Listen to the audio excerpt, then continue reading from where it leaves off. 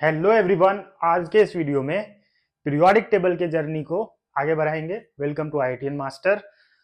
मैं जितेश भगत। आज हम लोग पीरियोडिक टेबल में पढ़ने वाले हैं कुछ बहुत ही महत्वपूर्ण चीजें। पहले तो कुछ बहुत सारे इंपॉर्टेंट पॉइंट्स पढ़ने वाले हैं, कुछ कुछ फैक्ट की चीजें हैं जो आप लोगों को याद रखने की जरूरत है। और उसके बाद हम लोग पढ़ेंगे screening effect, screening constant, Slater's rule, everything. Okay, so this is going to be very interesting. Let's start. हम लोग सबसे पहले स्टार्ट कर रहे हैं डायगोनल रिलेशनशिप के साथ। ठीक, रिलेशनशिप डायगोनल। तुम इधर सीधा सीधा सोच रहे हो, डायगोनल कुछ और चल रहा है। सोचो, वही हो रहा है डायगोनल रिलेशनशिप में। जैसे ही आयनिक पोटेंशियल मैच किया वैसे ही डायगोनल रिलेशनशिप स्टार्ट हो जाएगा। तो जीवन में ध्यान रखना कि आयनिक पोटेंशियल तुम्हारा ही मैच करे। किसी और के साथ अगर आयनिक पोटेंशियल मैच कर गया तब तुम्हारे दिन खराब स्टार्ट हो जाएंगे। ठीक है भाई, चलो, मजे नहीं ले रहा हूं मैं, बस ऐसे मजाक कर रहा हूं। देखो, डायगोनल रिलेशनशिप क्या कहता है? ये कहता है कुछ सेकेंड पीरियड के जो एलिमेंट्स है, लिथियम, बेरिलियम और बोरोन, सिर्फ यही लिथियम, बेरिलियम और बोरोन सेकेंड पीरियड के एलिमेंट्स का प्रॉपर्टीज थर्ड पीरियड के कुछ एलिमेंट के साथ मैच करता है। क्यों मैच करता है? क्योंकि इन दोनों का आयनिक पोटेंशियल सेम होता है। सर, ये आयनिक पोटेंशियल क्या है? आयनिक पोटेंशियल होता है charge to radius ratio, charge upon radius. तो सेकेंड पीरियड एलिमेंट्स जैसे lithium, beryllium, boron shows diagonal relationship with third period element magnesium, aluminum and silicon. They show similar properties due to same ionic potential. Ionic potential को 5 से दिखाते हैं, charge upon radius. तो charge upon radius का जो ratio होता है बेटा, वो सेम होता है। और इसी सेम जिनकी सिमिलर आसपास का होता है, इसी की वजह से लिथियम का प्रॉपर्टी डायगोनली मैग्नीशियम से मैच करता है, बेरिलियम का प्रॉपर्टी डायगोनली एल्युमिनियम से मैच करता है, बोरोन का प्रॉपर्टी डायगोनली सिलिकॉन के साथ मैच करता है। ठीक है, दिस इज डायगोनल रिलेशनशिप। कुछ पॉइंट्स, थर्ड पीरियड एलिमेंट्स जैसे कि sodium, magnesium, aluminium, silicon, phosphorus, sulphur, chlorine, except noble gas. Third period में नोबल गैस के अलावा जो एलिमेंट्स हैं उसको हम लोग बोलते हैं, इसको टिपिकल एलिमेंट बोलते हैं। थर्ड पीरियड एलिमेंट में नोबल गैस को अगर छोड़ दिया जाए, except inert gas, are called typical elements. क्यों? Because they represents the properties of other elements of their respective group. देखो, होता क्या है, नोबल गैस को छोड़ दो, बाकी जो थर्ड पीरियड वाला एलिमेंट है उसकी जो प्रॉपर्टीज है वो बाकी उसके नीचे जितने भी एलिमेंट्स है अपने ग्रुप में उसके प्रॉपर्टीज से मैच करता है। मतलब वो जो है ना थर्ड पीरियड का एलिमेंट, उसकी प्रॉपर्टीज जैसी ही बाकी की प्रॉपर्टीज होती है, तो हम बोलते हैं थर्ड पीरियड वाला जो एलिमेंट है वो रिप्रेजेंट करता है बाकी प्रॉपर्टीज को, बाकी एलिमेंट्स के प्रॉपर्टीज को रिप्रेजेंट करता है, नेता है, लीडर है। अब तुम सोच रहे होगे थर्ड पीरियड वाला ही क्यों सर, सेकेंड पीरियड वाला क्यों नहीं करता है? सेकेंड पीरियड वाले एलिमेंट्स में बहुत सारे दिक्कतें हैं। जैसे कि सेकेंड पीरियड वाला जो एलिमेंट है उसका साइज बहुत छोटा होता है, इलेक्ट्रोनेगेटिविटी ज्यादा होता है, और डी ऑर्बिटल नहीं होता, खाली वेकेंट डी ऑर्बिटल नहीं होता है, इसलिए वो अपने ऑक्टेट को भी एक्सपैंड नहीं कर सकता है। बहुत सारी समस्याएं आ जाती है। तो जो सेकेंड पीरियड वाले एलिमेंट्स होते हैं वो अपने ग्रुप के बाकी एलिमेंट्स को रिप्रेजेंट नहीं करता है, बट थर्ड पीरियड वाला करता है, क्योंकि थर्ड पीरियड में जाते ही 3D आ जाता है, राइट? और 3D आ जाता है, वेकेंट डी ऑर्बिटल होगा तो एक्सपैंडेड ऑक्टेट भी शो करेगा, बाकी प्रॉपर्टीज भी मैच करती है। ठीक, इसलिए उसको टिपिकल एलिमेंट बोला जाता है। रिप्रेजेंटेटिव एलिमेंट क्या होता है? देखो, रिप्रेजेंटेटिव एलिमेंट उसको बोलते हैं जिसका outer most electronic configuration incomplete हो, outer most electronic configuration incomplete हो, outer most shell of these elements are incomplete. ठीक, अब एस और पी ब्लॉक के जितने भी एलिमेंट्स हैं एक्सेप्ट नोबल गैस, क्योंकि नोबल गैस का आउटर मोस्ट इलेक्ट्रॉनिक कॉन्फ़िगरेशन या आउटर मोस्ट शेल जो है वो कंप्लीट है। तो अगर मैं एस और पी ब्लॉक एलिमेंट्स की बात करूं, तो मैं अगर इनर्ट गैस यानी कि नोबल गैस को नजरअंदाज कर दूं, उसको छोड़ दूं, उसको अलग कर दूं, तो बाकी जो होगा उसको हम लोग क्या बोलेंगे? रिप्रेजेंटेटिव एलिमेंट्स बोलेंगे। क्लियर है? टिपिकल ट्रांस यूरेनिक एलिमेंट क्या होता है भाई? कुछ नहीं है, यूरेनियम के बाद वाला जो एलिमेंट है वो ट्रांस यूरेनिक है। यूरेनियम का एटॉमिक नंबर है 92, तो 92 के बाद वाला जितना भी एलिमेंट है उसको हम लोग ट्रांस यूरेनिक एलिमेंट बोलते हैं, ठीक। So elements having Z greater than 92 are called transuranic element. Transuranic मतलब यूरेनियम के बाद वाला, ठीक। कुछ इंपॉर्टेंट फैक्ट्स देख लो, जो बस दिमाग में रहे तो अच्छा है, नहीं भी रहेगा तो कोई बात नहीं है, बहुत इंपॉर्टेंट नहीं है, बट फैक्ट्स तुम्हारे दिमाग में होने चाहिए। अब तुम बोलोगे सर दोनों बात बोलते हो इंपॉर्टेंट भी नहीं है और फैक्ट्स भी रहना चाहिए। देखो 4-5 बार पढ़ोगे तो दिमाग में बैठ ही जाता है वो, ठीक है। और 4-5 बार तो पढ़ना ही पड़ेगा पीरियोडिक टेबल को, क्योंकि इसमें बहुत सारी चीजें मेमोराइज करने वाली है, रटने वाली है। इसी वजह से कोशिश ये करना है कि मिनिमम 5 टाइम्स हमको पढ़ना है पीरियोडिक टेबल के थ्योरी को, उसके बाद सवाल लगाओ। क्वेश्चंस लगाने से तुम्हारा थ्योरी रिटेन होगा, दिमाग में याद रह जाएगा लंबे समय के लिए। पहला मैन मेड एलिमेंट बेटा कौन है? टेक्नीशियम। कौन? टेक्नीशियम। याद है? ये जरूरी नहीं कि मोहब्बत तेरी रुलाती रहे, right. Yttrium, zirconium, niobium, molybdenum, technetium, ठीक है, सही है, okay. First man made lanthanide जो है वो प्रोमीथियम है, पीएम है, ठीक है। सीने पर नदियां प्रेम की समाई, वो जो प्रेम है वही पीएम है, ये लैंथेनाइट का। सीने पर नदियां प्रेम की समाई, याद आया। All actinides are radioactive. Actinides जितने भी है रेडियो एक्टिव है, मतलब वो ज्यादा देर के लिए स्टेबल नहीं रहता है। The group containing most electropositive element, पहला ग्रुप है तो सबको पता है। मोस्ट इलेक्ट्रोपॉजिटिव कौन है? ग्रुप 1 है, राइट। सबसे ज्यादा मेटालिक वही होता है, ठीक, okay. The groups containing most electronegative element, ये भी तुमको पता है भाई। Group 17 halogen family, fluorine, chlorine, bromine, iodine. संपूर्ण पीरियोडिक टेबल में सबसे ज्यादा इलेक्ट्रोनेगेटिव एलिमेंट फ्लोरीन होता है, ठीक है। The group containing maximum gaseous element कौन होगा? Noble gas. नोबल गैस में सब गैस है, राइट। इनर्ट गैस वाला जो ग्रुप है वो सब गैस है। नंबर ऑफ गैसियस एलिमेंट्स कितने हैं? टोटल 11 एलिमेंट्स है। कौन कौन है? Hydrogen, nitrogen, oxygen, fluorine, chlorine और जितने भी नोबल गैस है सब मिला के कितना हो गया? 11 एलिमेंट्स हो गया। नंबर ऑफ लिक्विड एलिमेंट्स 30 तक, अगर 30 डिग्री सेल्सियस हम लोग रखें टेम्परेचर, तो नंबर ऑफ लिक्विड एलिमेंट्स जो होंगे वो टोटल 6 हैं। कौन कौन है? Caesium, francium, gallium, mercury, bromine और कॉपरनीशियम। सीएन कौन है? कॉपरनीशियम, ठीक है। अब समझो ब्रोमीन, अच्छा ब्रोमीन जो है वो लिक्विड स्टेट में पाया जाता है रूम टेम्परेचर पे, ठीक है। और ब्रोमीन इकलौता नॉन मेटल है जो लिक्विड स्टेट में पाया जाता है, बाकी या तो गैस होगा या मेटल होगा। अब जैसे फास्फोरस, मेटल बोल रहा हूं, बाकी या तो गैस होगा या सॉलिड होगा। जैसे फास्फोरस नॉन मेटल है और वो सॉलिड के फॉर्म में मिलता है, बट नोबल गैस जितना भी तुम देख रहे हो वो सब नॉन मेटल है ना, तो या तो गैस होगा या सॉलिड होगा। ब्रोमीन जो है वो इकलौता नॉन मेटल है जो लिक्विड फॉर्म में एग्जिस्ट करता है, ठीक है, ओके। अच्छा ये मैं पहले भी बता चुका हूं, थर्ड ग्रुप जो है पीरियोडिक टेबल में सबसे लंबा ग्रुप है। बोलो क्यों? क्योंकि पूरा एफ ब्लॉक उसी में समाया हुआ है थर्ड ग्रुप में, ग्रुप 3 में। देखो ग्रुप 3 के अंदर स्कैंडियम है, यूट्रियम है, लैंथेनम है और एक्टिनियम है, ये 4 तो है ही, और बाकी 14 लैंथेनाइड है और 14 एक्टिनाइड है। तो टोटल बेटा कितना एलिमेंट हो गया इसमें? 32 एलिमेंट। याद रखना इसमें टोटल 32 एलिमेंट्स है। किसमें? सिर्फ ग्रुप 3 में। इतना बड़ा ग्रुप है। अब पीरियोडिक टेबल की क्या क्या कमी है? जो अभी वाला पीरियोडिक टेबल है लॉन्ग फॉर्म पीरियोडिक टेबल, उसकी कमी क्या क्या है? पहली बात की भाई हाइड्रोजन का पोजीशन जो है वो फिक्स नहीं है, सर्टेन नहीं है, ठीक, क्योंकि हाइड्रोजन की प्रॉपर्टी एल्कली मेटल से भी मैच करती है और हाइड्रोजन की प्रॉपर्टी हैलोजन से भी मैच करती है। Position of helium can not be justified, एकदम सही बात है। देखो हीलियम का जब तुम इलेक्ट्रॉनिक कॉन्फ़िगरेशन लिखोगे तो ये आएगा 1s2, 2 इलेक्ट्रॉन है 1s2, इस हिसाब से तो ये s ब्लॉक का होना चाहिए ना, लास्ट इलेक्ट्रॉन s में जा रहा है, s ब्लॉक का होना चाहिए, और तुम बिठा दियो p ब्लॉक में। ये तो ग्रुप 18 में है ना यार, p ब्लॉक में, तो इसलिए इसका जो पोजीशन है इसका जस्टिफिकेशन नहीं है, बस रख दिया गया है वहां पे, ठीक। और लैंथेनाइड और एक्टिनाइड को बेचारे को जगह ही नहीं दिया, बोला तुम नीचे लेट जाओ, तुम्हारे लिए जो मेन बॉडी है पीरियोडिक टेबल का उसमें तुम्हारे लिए कोई जगह नहीं है, मजबूरी बस उसको रखा नहीं जा सकता है, क्योंकि ग्रुप 3 में एक एलिमेंट को ही रख सकते हैं, बाकी को रखेंगे तो फिर समझ रहे हो पीरियोडिक टेबल पूरा फैल जाएगा।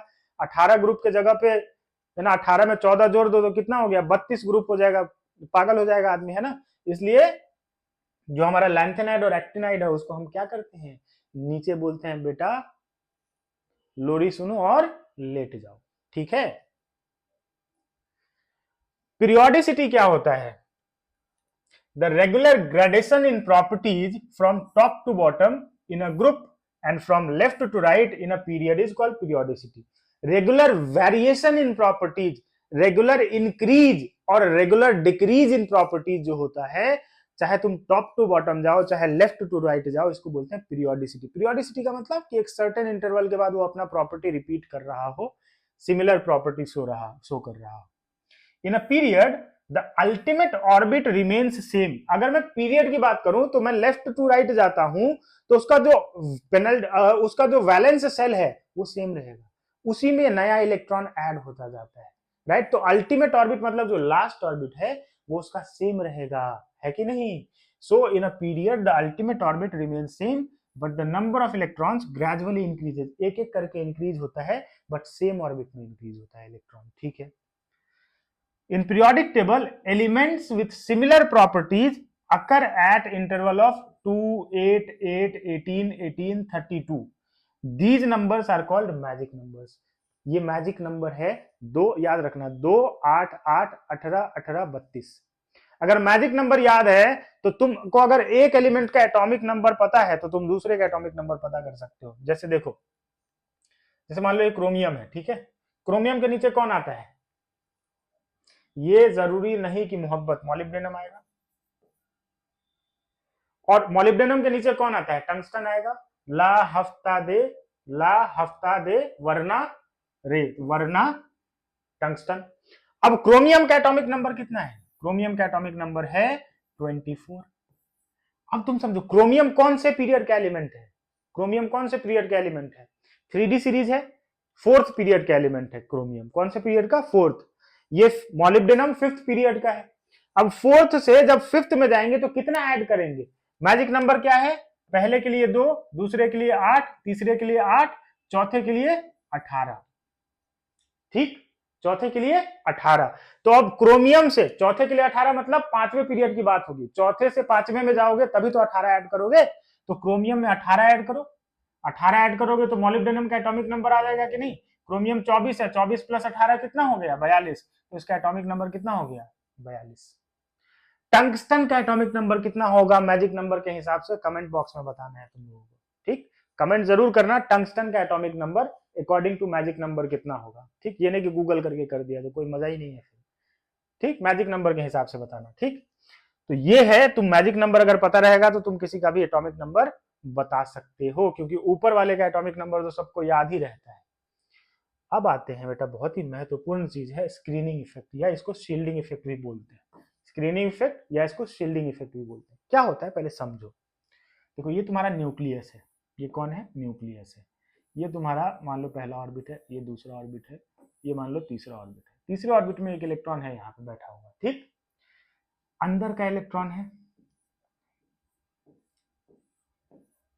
ये इंटरनल इलेक्ट्रॉन है, ये इंटरनल इलेक्ट्रॉन है। अब समझो, मान लो कि अंदर कोई इलेक्ट्रॉन नहीं है तो ये न्यूक्लियस जो है इस इलेक्ट्रॉन पे फोर्स ऑफ अट्रैक्शन लगाएगा, इसको खींचेगा, यस और नो, यस। अब जो अंदर इलेक्ट्रॉन है, अंदर इलेक्ट्रॉन है, उसके वजह से इसमें और इसमें रिपल्सन हो रहा है, इसमें और इसमें रिपल्सन हो रहा है, इसमें और इसमें रिपल्सन हो रहा है। इस रिपल्सन के वजह से धक्का मार रहा है, धक्का मार रहा है, उसको दूर भगा रहा है। ये अंदर का जो इलेक्ट्रॉन है ये इसको धक्का मार के दूर भगा रहा है और न्यूक्लियस उसको खींच के पास बुला रहा है। न्यूक्लियस बोल रहा है तू आ जा, और जो अंदर वाला इलेक्ट्रॉन है, इनर सेल इलेक्ट्रॉन बोल रहा है तू जा। हो रहा है कि नहीं हो रहा है। तो इसमें इस कश्मकश में क्या होता है कि ये जो इंटरनल इलेक्ट्रॉन है, इनर सेल इलेक्ट्रॉन है, ये एक शील्ड के जैसे बिहेव करने लगता है। किस चीज में, इन force of attraction between nucleus and outer most electron. Nucleus और आउटर मोस्ट इलेक्ट्रॉन के बीच में एक शील्ड के जैसे बिहेव करने लगता है, स्क्रीन के जैसे बिहेव करने लगता है और उसके फोर्स ऑफ अट्रैक्शन को कम कर देता है। अब सोचो, अगर फोर्स ऑफ अट्रैक्शन कम हुआ तब तो साइज क्या हो जाएगा, उसका बड़ा हो जाएगा, होगा कि नहीं।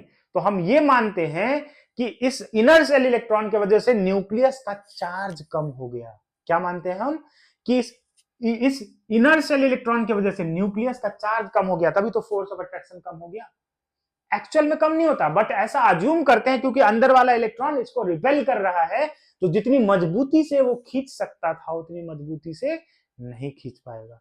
इसको एक अलग तरीके से समझाता हूं, देखो ये लॉन्ग डिस्टेंस रिलेशनशिप है, ठीक।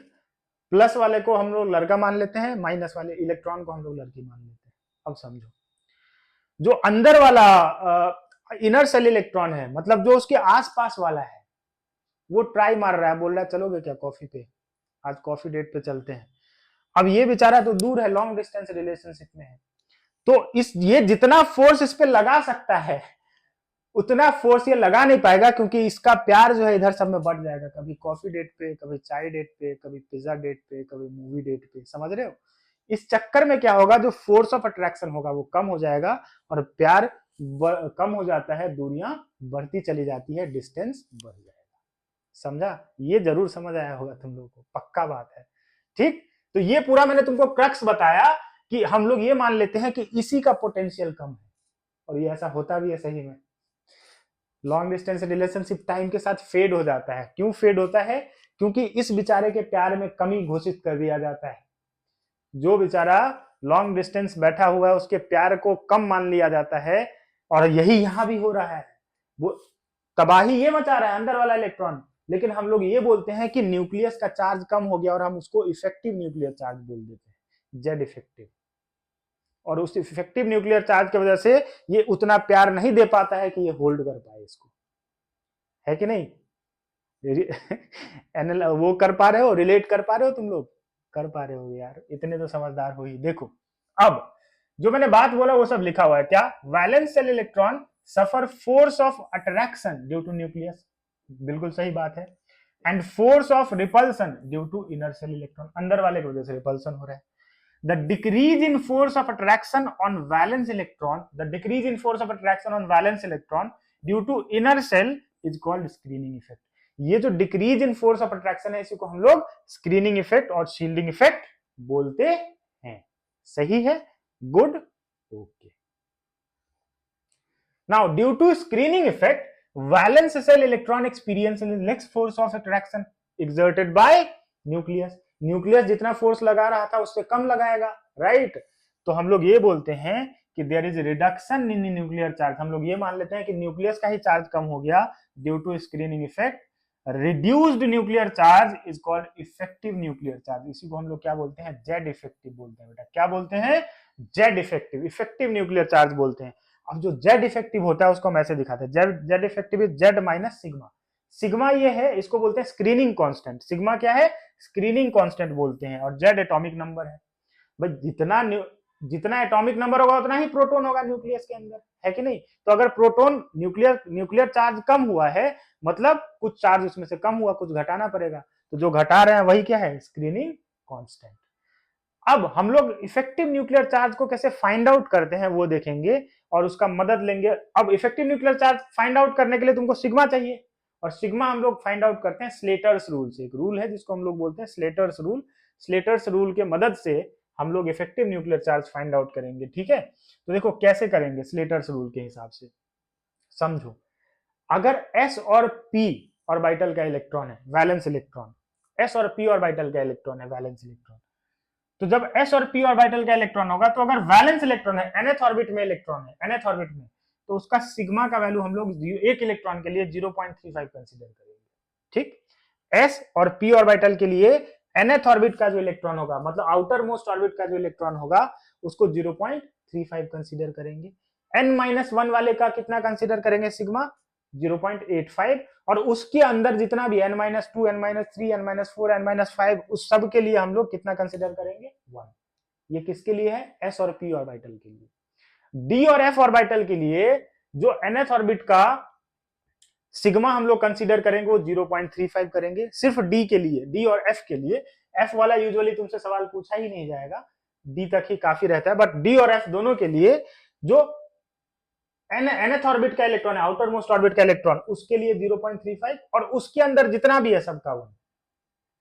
तो d के अंदर अगर मान लो d है और d के अंदर जितना भी है उस सब का हम लोग कितना कंसीडर कर लेंगे, बोलो कितना कंसीडर कर लेंगे, 1 कंसीडर कर लेंगे। अभी हम लोग सवाल करेंगे तो और क्लैरिटी आएगा, ठीक। देखो मान लो मुझे लिथियम का करना है, लिथियम का मुझे फाइंड आउट करना है। क्या फाइंड आउट करना है? सिग्मा, पहले सिग्मा फाइंड आउट करेंगे फिर जेड इफेक्टिव फाइंड आउट करेंगे। पहले तो इसका इलेक्ट्रॉनिक कॉन्फ़िगरेशन लिख लेंगे 1s2 2s1। अब अगर इसका मैं सिग्मा फाइंड आउट करूं, कैसे करूंगा? देखो एक बात बताओ, वैलेंस इलेक्ट्रॉन तो यही है, वैलेंस शेल तो यही है 2s वाला, और इसमें एक इलेक्ट्रॉन है। तो जो एक इलेक्ट्रॉन है वो तो टेस्ट इलेक्ट्रॉन है, मतलब उसी पे तो लग रहा है न्यूक्लियर चार्ज वगैरह, है कि नहीं? तो टेस्ट इलेक्ट्रॉन है, उसका इफेक्ट कंसीडर नहीं करेंगे, वो खुद पे थोड़ी रिपल्सन लगा रहा होगा। बात समझ रहे हो? तो जो एक इलेक्ट्रॉन होगा उसको हम मानेंगे टेस्ट इलेक्ट्रॉन। टेस्ट इलेक्ट्रॉन मतलब भाई उसी पे फाइंड आउट कर रहे हैं सिग्मा, कि उस पे कितना सिग्मा लग रहा है, समझ रहे हो? तो उसको कंसीडर नहीं करेंगे क्योंकि वो खुद पे ही रिपल्सन नहीं लगाएगा। तो ये टेस्ट इलेक्ट्रॉन हो गया। इसके अंदर वाला जो दो इलेक्ट्रॉन है, इसकी वजह से सिग्मा क्या आएगा? ये तो nth ऑर्बिट है, तो n माइनस 1th ऑर्बिट के लिए s और p के लिए कितना कंसीडर होता है? 0.85। दो इलेक्ट्रॉन है तो 2 इंटू 0.85 यानी कि 1.7 आ गया। ये आ गया क्या? लिथियम के लिए सिग्मा आ गया। तो बेटा जेड इफेक्टिव क्या होगा? Sigma Z effective is equals to Z minus sigma. Z minus sigma, Z कितना है लिथियम का? 3 है, सिग्मा कितना है? 1.7। कितना आ गया जेड इफेक्टिव? 1.3। देखो कितना कम हो गया। हम सोच रहे थे कि न्यूक्लियर चार्ज 3 है, 3 प्रोटॉन की वजह से, बट हो कितना गया है? 1.3। तो रिड्यूस हो जाता है। सही है, ये लिथियम का है। और दिखाता हूं, और किसका करके दिखाता हूं। देखो फास्फोरस का दिखाता हूं। फास्फोरस का क्या लिखेगा देख, 1s2 2s2 2p6 3s2 3p3, यही लिखेगा। बोल। अब बेटा वैलेंस इलेक्ट्रॉन ये वाला इसमें है 3p वाले में। अब इसमें से एक इलेक्ट्रॉन तो टेस्ट इलेक्ट्रॉन है, इसमें से एक इलेक्ट्रॉन टेस्ट इलेक्ट्रॉन है। तो सिग्मा कैसे फाइंड आउट करेंगे?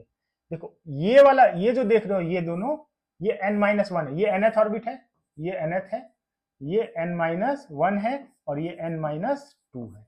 अब तुमको पता है nth ऑर्बिट वाले का s और p इलेक्ट्रॉन का जो सिग्मा होता है वो 0.35 होता है। तो सिग्मा यहाँ पे क्या आ गया? 0.35 इंटू कितना इलेक्ट्रॉन? दो इसमें, और इसका दो ही लेंगे क्योंकि एक क्या है? टेस्ट इलेक्ट्रॉन है। एक क्या है? Test electron. तो 0.35 इंटू 4 प्लस, समझ आ रहा है ना? ठीक। अब यहां पे देखो 6 और 2 8, तो 8 इंटू क्या कर देंगे? इसका आएगा n-1 वाले का 0.85 आएगा, लिख दिया 0.85 प्लस उसके अंदर वाले का 1 लेते हैं तो 2 इंटू 1, कितना आ गया सिग्मा? 1.4। ये आ जाएगा 8 पंचे 40, 80 80 64, 64 और 4 68, 6.8 आ गया प्लस 2। तो ये आ जाएगा तुम्हारा 8.8 9.8 10.2, कितना आ गया? 10.2। सही है, सही है भाई साहब। 10.2 आ गया क्या? सिग्मा। तो यहां से जेड इफेक्टिव क्या आ जाएगा? जेड इफेक्टिव फास्फोरस का एटॉमिक नंबर कितना है? 15। 15 माइनस 10.2 यानी कि 4.8। ये तुम्हारा आ गया जेड इफेक्टिव, किसका? फास्फोरस का। ये तरीका है फाइंड आउट करने का। अब देखो डी ब्लॉक के लिए देखते हैं टाइटेनियम का कैसे करेंगे। टाइटेनियम का जेड कितना है? 22। देखो टाइटेनियम में दो चीजें हैं।